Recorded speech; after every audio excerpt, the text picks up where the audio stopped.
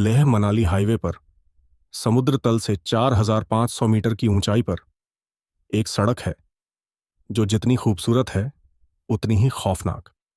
इसे घटा लूप्स के नाम से जाना जाता है। पहाड़ों में खुदी हुई 21 तीखी मोड़ वाली सड़क। इस सड़क पर चलते हुए कई ड्राइवर इसकी चुनौतीपूर्ण प्रकृति से चकित हो जाते हैं, लेकिन इसके पीछे छिपा है एक गहरा और दुखद रहस्य जिसने इस खूबसूरत रास्ते को डर और सम्मान का प्रतीक बना दिया है। आज मैं आपको उस ट्रक ड्राइवर की कहानी सुनाने जा रहा हूं जिसने यहां अपनी जान गंवा दी। ये कहानी है अकेलेपन, हताशा और एक ऐसी रहस्यमय उपस्थिति की जिसे कई लोगों ने महसूस किया है। जैसे जैसे आप सुनेंगे आप खुद से पूछने लगेंगे, क्या यह सिर्फ एक दुखद हादसा था या इन पहाड़ों में वाकई कुछ और छुपा है?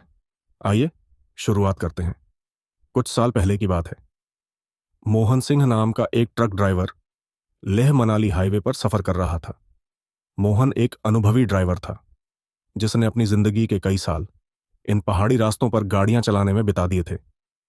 पहाड़ों की खतरनाक सड़कों और अचानक बदलने वाले मौसम की चुनौतियां उसके लिए नई नहीं थीं। वह शांत, जिम्मेदार और हमेशा तैयार रहने वाला इंसान था। उसके साथ इस सफर में उसका सहायक किशन लाल था।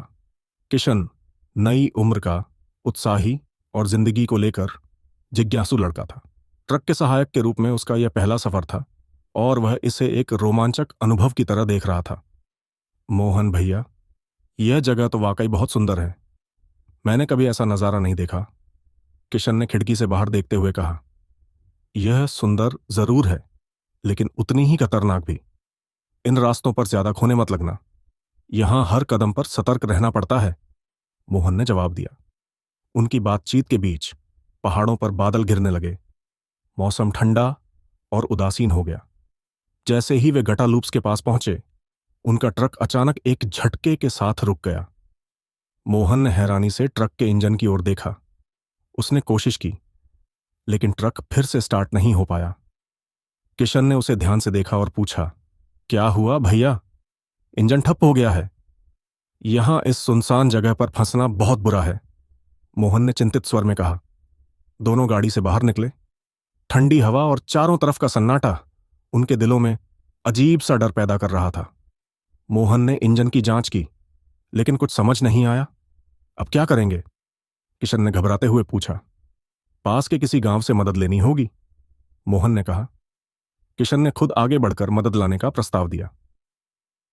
मैं गांव तक जाकर मदद लाता हूं, उसने कहा। मोहन ने उसे टॉर्च और पानी की बोतल दी। उसने कहा, सावधान रहना और जल्दी वापस आना, यहां रात के समय बहुत खतरनाक हो सकता है। किशन ने सिर हिलाया और अंधेरे में गायब हो गया। मोहन अकेला रह गया। ठंडी हवा ने उसे घेर लिया। उसने ट्रक के भीतर बैठकर किशन का इंतजार शुरू किया। घड़ी की सुइयां धीरे धीरे चल रही थीं, लेकिन किशन वापस नहीं आया। रात गहरी होती जा रही थी। भूख और प्यास से परेशान मोहन ने अपनी आखिरी पानी की बोतल खत्म कर ली। उसकी आंखें भारी हो रही थीं।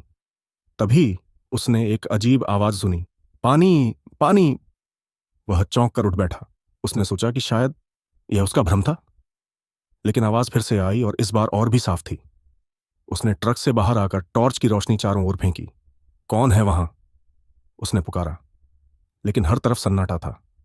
जैसे जैसे रात आगे बढ़ी, मोहन की हालत बिगड़ने लगी। ठंड ने उसकी हड्डियों तक को जमा दिया था।